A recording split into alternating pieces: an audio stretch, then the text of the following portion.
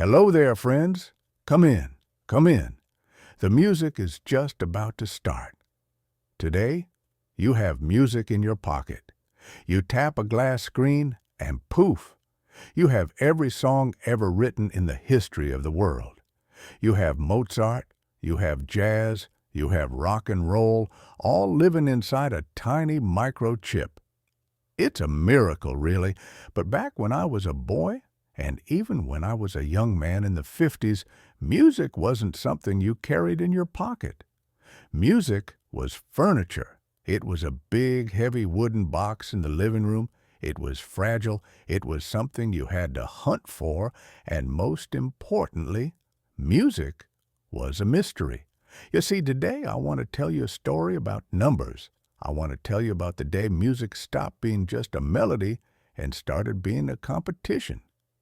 It happened on a cold winter day, January 4th, 1936. Now, you might say, Pop, 1936? That's ancient history. That's before you were even listening to rock and roll. And you are right.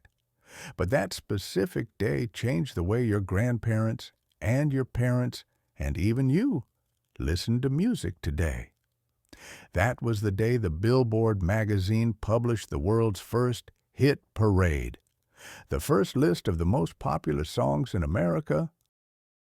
Before that day, listening to the radio was like fishing in a foggy lake. You threw your line in and you caught whatever was swimming by. You listened to the radio DJ. He was the captain. If he liked a song, he played it. If he didn't like it, you never heard it. We didn't know what people were listening to in California. We didn't know what they were dancing to in New York. We just knew our little local world. But then a magazine decided to count. They asked record stores, "What are people buying? What is flying off the shelves?" And suddenly, we had a list, a top 10. And that, my friends, changed everything. Let me take you to a Saturday afternoon in the 1950s. Imagine a place that smells like floor wax and sweet candy. It's the local record store. This wasn't just a shop. It was a temple. It was the place where teenagers went to be cool. In the back, there were listening booths, little glass closets with headphones. You would take a record, maybe a 45, the little ones with the big hole in the middle, and you would go into the booth. You'd put on those heavy headphones, and for 3 minutes, you were in heaven. But here's the thing. We didn't just buy what we liked. We bought what was number one. Every week, we waited for the list. It was a race. Did Elvis stay at number one? Did the Beatles climb to number two? Who fell off the chart? It turned music into a sport. We rooted for our favorite singers like they were baseball teams. I remember when Heartbreak Hotel came out. It climbed that chart like a rocket ship. And if you didn't have that record, well, you just weren't part of the conversation at school on Monday. The Billboard chart created a shared language. Suddenly, a kid in a farm town in Iowa and a kid in the city of Chicago were connected. They knew that this specific song was the king of the week. But let's talk about that very first number one. Back in January 1936, it wasn't a rock song. Rock and roll hadn't been invented yet. It wasn't a rap song. It was a jazz tune by a violin player named Joe Venuti. The song was called Stop, Look, Listen. Isn't that a perfect title? Stop, look, listen. That is exactly what the music industry started screaming at us. Now, some people say that charts ruined music. They say it made artists care more about sales than about art.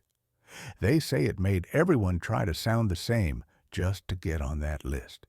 And maybe there is some truth to that. I remember my father. He was a serious man. He liked classical music. He would look at me reading the top 40 list and shake his head. "Why do you care what everyone else likes?" he would ask. "Eat what tastes good to you, not what everyone else is eating." He had a point. Just because a song is number one doesn't mean it's the best song. It just means it's the loudest song, or the catchiest song, or the song with the best marketing. But for us kids, the chart was exciting. It gave us a rhythm to our year. We measured our lives in number ones. I can tell you exactly what was number one when I had my first kiss. I can tell you what was number one the summer I learned to drive my dad's truck. I can tell you what was number one when I graduated. The chart became a timeline of our memories. There was another side to this, too, the radio.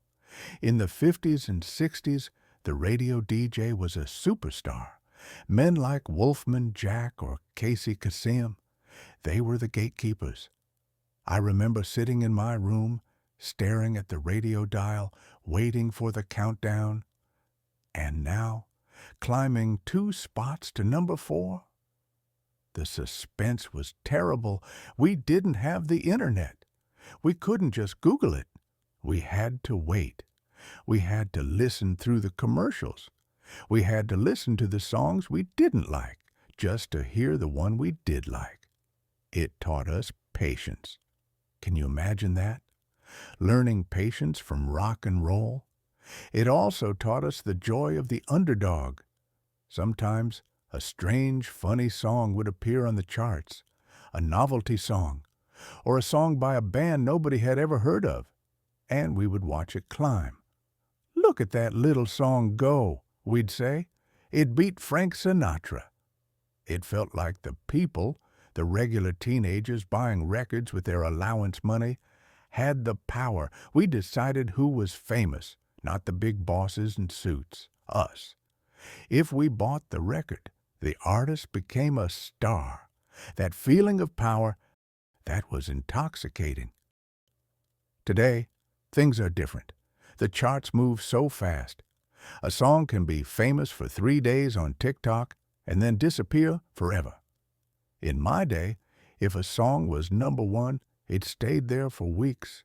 It soaked into the pavement. It soaked into the walls of the diner. It became the soundtrack of the season. So, why am I telling you this story about January 4th, 1936? Because I want you to appreciate the history behind that play button on your phone.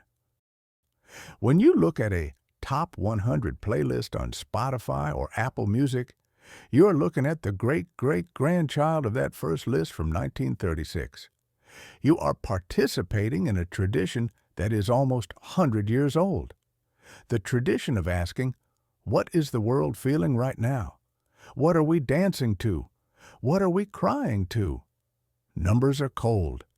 Charts are just statistics. But the stories behind them, those are warm. Those are human. Music is a bridge. The charts just show us where the traffic is flowing. Listen to that crackle. That's the sound of a physical connection. So, next time you check the charts, don't just look at the names, listen to the songs. And remember the violin player Joe Venuti, who started it all on a cold January day, telling the world to stop, look, and listen. But don't drift away on the melody just yet. We have some work to do. You know what time it is. It's time to see if you were really listening or if you were just daydreaming about dancing at the sock hop. Are you ready for the Brain Prime quiz? Let's see if you can hit number 1 on this test. Question number 1. I told you about the very first hit parade list published in 1936. Which famous magazine published this list? Hint: you still see this name today when people talk about top songs. Question number 2. Back in the 1950s, record stores had special small rooms where you could listen to a record before buying it. What were those small glass rooms called? Hint: it's a booth. But for what? Question number 3. Why did my father dislike the music charts? What was his argument against following the top 10? Hint, he compared music to eating food. Think about it. Don't rush. The chart isn't going anywhere. Put your answers in the comments below. I love reading them. It's like my own personal hit parade of smart students. And if you like this story, give us a thumbs up. That helps our channel climb the charts too. And don't forget to subscribe. I'm Pop Pop, and I'll be here waiting for you next time with another story from the good old days. Keep listening, my friends. Bye-bye now.